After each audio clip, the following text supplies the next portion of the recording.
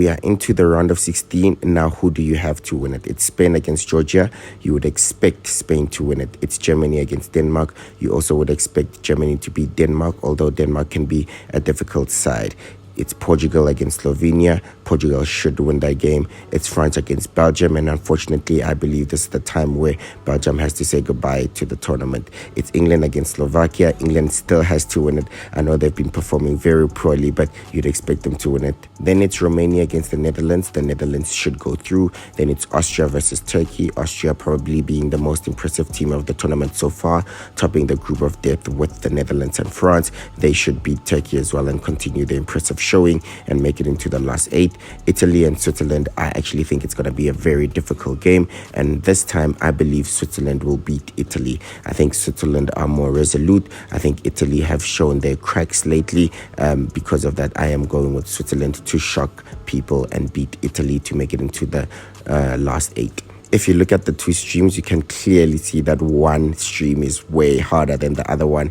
One looks like it's Champions League and the other one looks like it's Europa League. You have a side with Spain, Germany, Portugal, France and Belgium, while the other side is really just the Netherlands and England with the notable opponents. Even though there are other sides like Italy, the Netherlands and England in the other stream, it's really just England who were deemed as tournament favorites at the beginning that were expected to win it from that group of teams, while in the first group, in the first stream, Spain, Germany, Portugal and France were all in the top 5 teams expected to win it. They had the best odds. In my view, I also think teams like Austria and Switzerland will think that they have a good chance or the best possible chance of making it to the final, so they'll start believing, and we can see how they've been playing. So yeah, it's going to be an interesting round of 16. How poor have England been?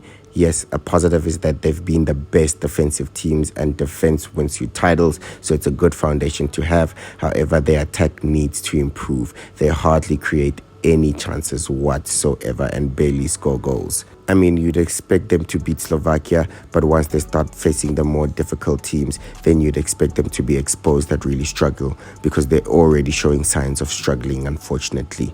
Gareth Southgate is very, very safe. He can never be too safe, but he'll need to figure out his team, his lineup and his tactics to really start making an impressive showing for England. At the end of the day, it doesn't matter how you win. I am still a believer in that. If you win, the fans will get behind you. But right now, the fans are not on Gareth Southgate's side and are not on this English team's side. They are not seeing a lot of positives because they're not enjoying the tournament. So for me, if you keep winning, the fans will get behind you. So I think he'll keep winning.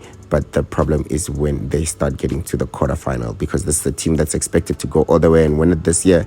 And if they don't, then a lot of questions will be asked from Gareth Southgate and the English team as a whole. So let's see how England go. Interesting enough, there was only one win in Group C, England's one win against Serbia. So they could have all ended up with draws.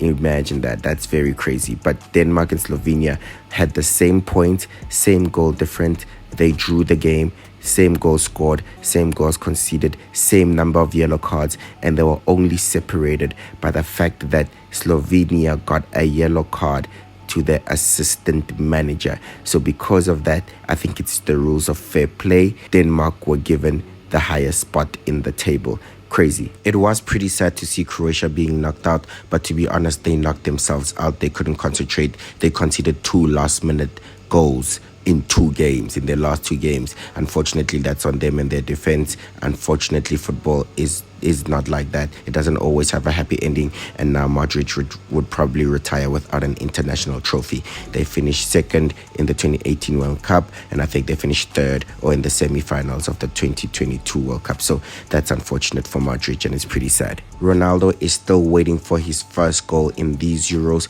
although he did have an assist. He did get an assist in the previous game, and that means that he's actually on the record for the most goals in the Euros and joint most assists. So that's still the record, but he's clearly leaving his legacy behind, and it's there for everyone to see. It looks like he'll play every game because it doesn't look like he's being subbed or even rested, even though Portugal had 6 points in the last game and other players were rested. Ronaldo wasn't rested, probably to again, probably get a goal and extend his record at the Euros and his legacy. With that being said, I hope you enjoyed the Euros as much as I am. There's many teams that are giving us some entertaining football. but at the same time, it is nothing short but drama. The group stages are done, and now we are on to the round of 16. I don't know who you have to have it, but I still am going with France to win it. I still think my dark horse is Austria. I've got those right. So Musiala is also on track to win Best Young Player. Same with Yamal and Nico Williams as well. So it is an interesting tournament, and we'll see now. This is when the men start separating themselves from the boys. With that being said, I hope you enjoyed the video. Please subscribe, and I'll see you in the next one. Bye-bye.